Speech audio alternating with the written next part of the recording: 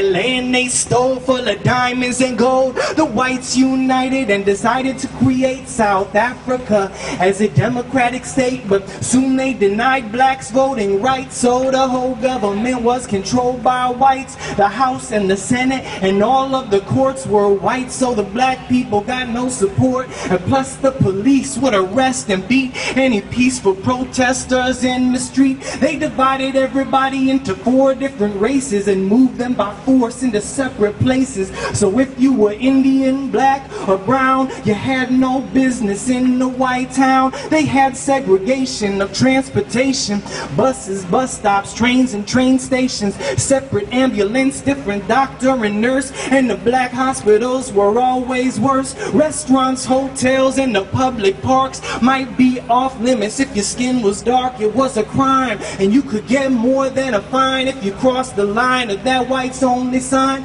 They had separate teachers at different schools, black and white beaches and swimming pools, cafes and movie theaters wouldn't let folks in, discriminating if they had the wrong color skin. No mixed marriage, it was a criminal act for a white person to have relations with a black. Apartheid went from the womb till the tomb, couldn't even take a dump in the same bathroom.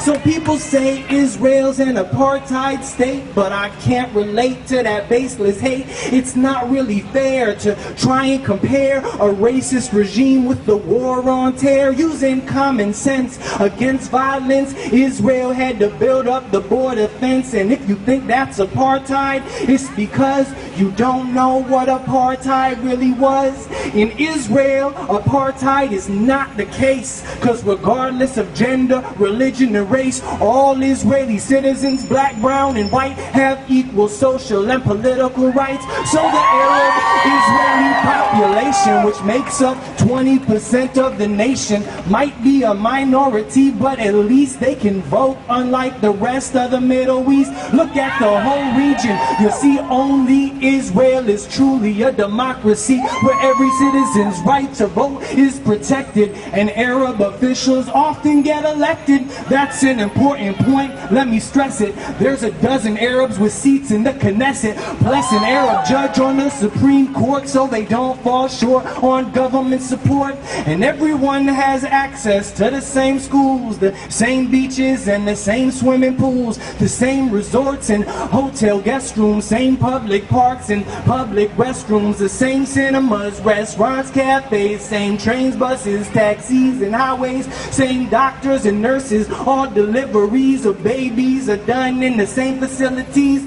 Arab-Israeli life expectancy is great, up by 27 years since 1948, and their infant mortality rates have declined from 32 per thousand to less than 9, and they're doing much better economically relative to every other Arab country. There's no restriction on choice of career. They can join the military if they volunteer. They work and reside wherever they please, from a lot all the way to the Sea of Galilee. They live in the very same cities as Jews, on the same street, in the same house if they choose.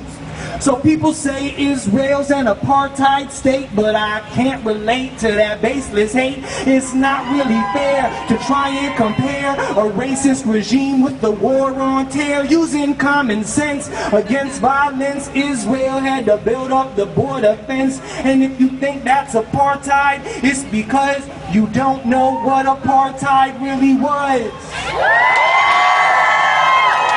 Thank you guys very much. My name's Ari Lance. I'm going to be back. I'm going to do 2 more